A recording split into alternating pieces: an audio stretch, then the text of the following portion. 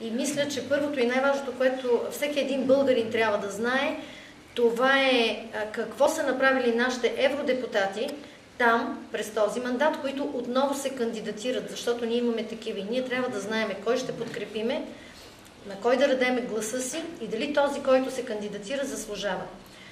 Така много с огромно удоволствие ще кажа, че нашия водач на листа, госпожа Антония Първанова, категорично в това отношение, така казано на спортен език, защото тук има доста спортни хора, е отвяла своята конкуренция, защото тя е единственият евродепутат, който в момента е номинирана в Европарламента за депутат на мандат.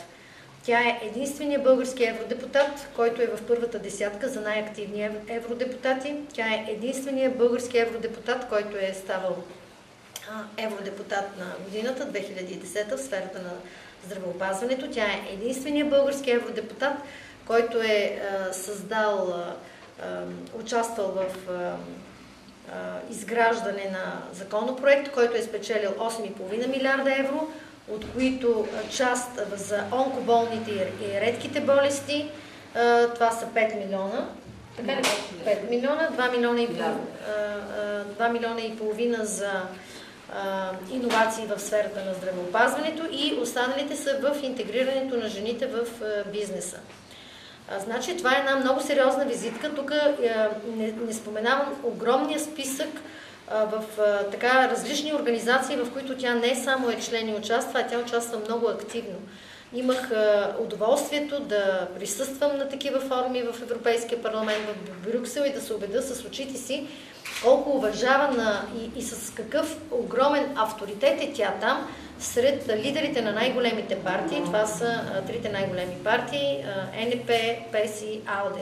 Тя е вице-президент, т.е. заместник-председател на либералите АЛДЕ, които са в Европарламента. Изобщо една много сериозна визитка, една жена с огромен потенциал и качества и най-важното за мен е една жена с изключителна личностна характеристика. Жена, която в чисто човешки план е доказала своята личност, помагайки изключително много на различни хора тук в България. Никога не го е заявявала, никога не го е афиширала, защото наистина, когато се правят добри неща, трябва да ги направиш и да ги забравиш. Тя стриктно спазва това и никога не го е използвала в своя полза.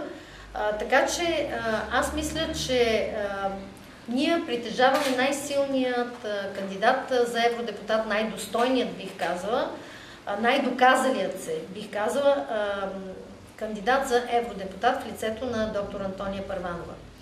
Много е важно сега преди тези избори всички ние да бъдем много информирани и да знаем, че кампанията, която се води в момента е точно да се внуши на българите, че тази кампания няма толкова голямо значение за България. В никакъв случай не е това така. Това е първата стъпка, тези евроизбори, след това следват парламентарни, местни, президентски и така нататък. От огромно значение кой ще изпратиме в Евросъюза, но също така от огромно значение да знаем какви са неговите правомощи и какво реално може да направи един евродепутат. Имайте на предвид, че кампанията, която се прави в момента до там, докъдето е видна за хората, е една безкрайно популистка кампания, която са едни обещания, които няма как да се реализират в България. Всеки един от нас трябва да знае какви са точно приоритетите на нашия евродепутат, какви са неговите възможности и как той би могъл да бъде полезен за страната си. Затова всеки трябва да бъде много информиран. Трябва да бъде информиран, както казах вече в началото, за визитката на евродепутатите, които ще кандидатстват и не на последно място отговорността да отиде и да гласува, както и смелостта да гласува по съвест, а не подстрой, както така аз вече си позволих да ги оприлича всички така симпатизанти, превърнаха ни в едни агитки на сини и червени, без значение какво правят едните, какво правят другите. Примерно като се случи да направят 80 км магистрала или нещо хубаво в който и да е град, което е видно, ние забравяме, че има още купища неща, които трябва да се свърши за града или за държавата, ръкопляскаме, доволни сме, щастливи сме, а всъщност не си даваме, защото така ни научиха, не си даваме една реална сметка, че техните правомощия и отговорности и възможности, които имат от позицията на власт имащите, да направят всичко, което се вписва в тази власт, която им е предоставена от нас, тези, които сме гласували. Затова аз, където и да ходя, казвам, че ние трябва да покажем, че не сме обезверени от всичкото, което се случва. Ние трябва да покажем, че не могат да ни залъжат с 0,5% свършена работа, нещо, което безкрайно много се размахва, чисто популистки, че има още почти 100% какво да се върши в всяка една община, област или в цялост държавата. И трябва да се тръгне сега от тук, от европейските избори. Тоест, ние да дадем шанс на онези, които могат да участват в изграждането на закони в Европа, на които закони ние сме подвластни. И когато ние сме добре информирани, ние много трудно може да бъдем манипулирани. Да, медиите не правят основното. Вижте, че нито една медия в момента по никакъв начин не ни запознава с отчетите на нашите евродепутати. Тук забравих да кажа, госпожа Първанова в типичния си скромен стил не каза, че е единственият евродепутат, който е направил отчет за дейността си. Някъде да сте прочели или да сте чули за този отчет, нито една медия никъде не е показала този отчет и не е говорила за този отчет. Ето това е. Ние сега трябва да бъдем запознавани на дебатите с отчетите, с това кой какво е свършил в Европейския парламент, кой къде се намира в Европейския парламент, кой има реални възможности да бъде кандидат за Европейския парламент, стигат ли му силите и възможностите и качествата и това ли е най-достойният човек, за който аз ще дам гласа си. Не, вие виждате, че се говорят пак популистки неща, как ще оправим земеделието, ами не става чрез Европейския парламент. Тук приоритетите са други, ние трябва да се научим. Сега гласуваме за евродепутати. Евродепутата в своята цялост може да бъде полезен с това. Ние научаваме кое е това. Избираме към кой евродепутат да дадеме гласа си. След това идват парламентарните избори. Там нашата информираност трябва да бъде съвсем различна. Всичко, което се е случило тук. А не може, вижте ни селското стопанство, какво общо има евродепутата с това, че всичко опира пак тук до правителството, което касае парламентарните избори, а не европейските избори. Така че няма истински реални дебати и отговорни дебати към обществото ни. От хората, които излизат и говорят по телевизиите и виждате, че дебатите и не се състоят, защото те отказват дебати, пропадат дебати. Единствено, ние пожелахме и казахме, че ще участваме на дебат в националната телевизия. Всички други се отказаха, защото там ще има въпроси, там трябва да се отговарят на реални, конкретни въпроси, касаещи на Европейския парламент. И те се отказаха и доколкото сега ние разбрахме, ЦИК е постановил, че Българска национална телевизия трябва да компенсира коалиция КОТ за това, че ние пожелахме да участваме единствени и не се даде думата на госпожа Първанова в този дебат, за да разкаже всичко, което тя смята, че българския гражданин трябва да знае и да чуе. Не се дава такъв шанс. Нашата кампания ще бъде основно през Фейсбук, много масирана, с всичко отговорно може да намерите там, на страницата на госпожа Първанова, на страницата на коалиция КОТ, както и на личните страници на Национално движение за стабилност и възход, Обединена България, всичко, което касае бъдещите избори.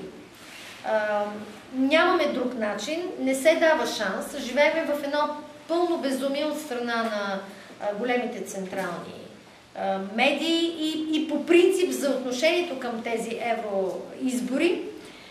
Вярвам, че българският гражданин е интелигентен и той може да си направи собствен извод за нещата и най-важното да направи собствения си избор. Ще се радвам да споделяте това, което ние коментираме, да следите, за да се убедите сами, да спрат вече да ви убеждават, да спрат да ни купуват с 50-40 лева, с сандвичи, с програми. Това са едни абсурдни, безумни неща, които българина някак си свикна да му правят концерти, да му раздават фанелки, да му раздават кебабчета, да му пеят песни и да не му говорят за основните неща, да не му задават въпроси, да отговарят, за да сме информирани. И ние сме, пак казвам, като едни футболни фенове. Едните отиват и гласуват за те, другите отиват и гласуват за нея. И понеже тези хора, както каза госпожа Първанова, тези партии всъщност и техните лидери си имат кампания, не кампания, ДПС си имат толкова. Кампания, не кампания, БСП и ГЕРБ си имат толкова. И те си ходят под строй. И всички знаете, че и ние сме били част от всичкото това, защото сме вярвали и сме вярвали, че нещо ще се случи. Нищо не се случи. Не може в София да ми направят 2 градинки и аз да ръкопляскам, че са направили. Не, там е един ад. Там е един... Нищо не се случи. Трябва да се случи това, което трябва да направи едно отговорно правителство. Една отговорна община към всичко в града си. И в този ред на мисли ще кажа, има такъв кмет. Аз знам, че вие си обичате кмета. Кмет е направил Пазарджик доста неща, но има по-добър кмет, истински кмет. И това е кмета на Кюстендил. Вие не можете да си представите какво е направил този човек в Кюстендил. Чудеса! Това е така човек, който е готов да бъде един министър-председател. Човек, който се е постарал абсолютно във всяка една сфера да задоволи интересите на града си и на хората си в Кюстендил. Изключителен кмет, който вече 9 години е кмет. И едните са си го пришили, и другите са си го пришили след това. Той си един кмет, който си работи за общината, за хората си и прави чудеса в Кюстендил. Значи може.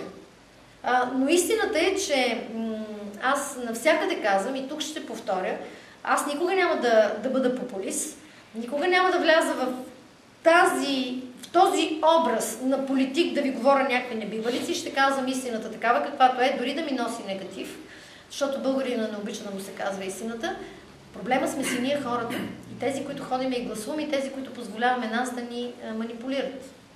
И докато е така, и докато не се осъзнаем, на 25 години ние трябва да сме се осъзнали вече.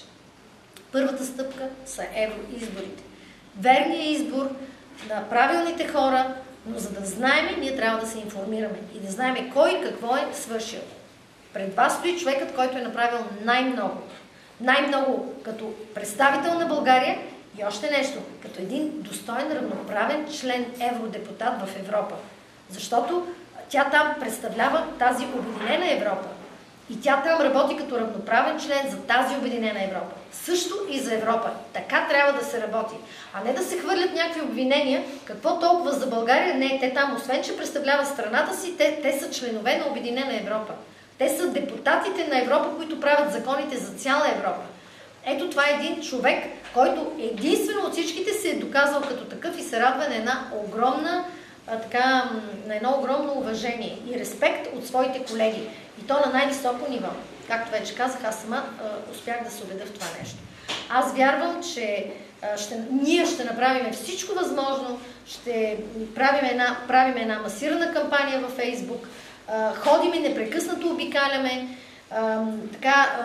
опитваме се да стигнем до максимален брой граждани в страната, за да чуят и да видят, защото иначе нямаме шанс.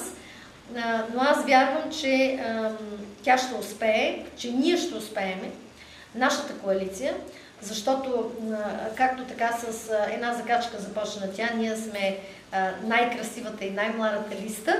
Това е закачка, разбира се, но аз казвам най-качествената. И то наистина в лицето на нашия лидер на листата и на човекът, който оглавява листата, доказал се вече с една сериозна визитна картичка. Най-важното, не само професионална, като личностна характеристика, защото в момента най-големият проблем на българския политик е не неговите качества като експерт и като професионалист. Имат програми, техният проблем, техният дефицит, това е личностната характеристика, морала, ценностната система, отговорността на нашите политици, които унищожиха държавата и ни карат да се радваме като едно стадо на най-малкото нещо, което направят. Отидете, повечето от вас тук, които познавам, всичките са били в чужбина и са живяли и са работили в чужбина, децата ви са в чужбина, са видяли едно село в Европа, как е устроено и как изглежда. Ние тук се радваме точно като едно стадо на едно нещо, което се направи красиво в града или в селото и вече сме готови да кажем, ето този е нашия човек. Не, ние трябва да знаем какво да изискваме от нашите хора и да отидем да гласуваме, за да можем да изискваме. Така, благодаря ви. Надявам се, че ще гласувате за коалиция КОД и за нашия лидер, госпожа Антония Първанова, защото това е един доказан специалист и в двете посоки.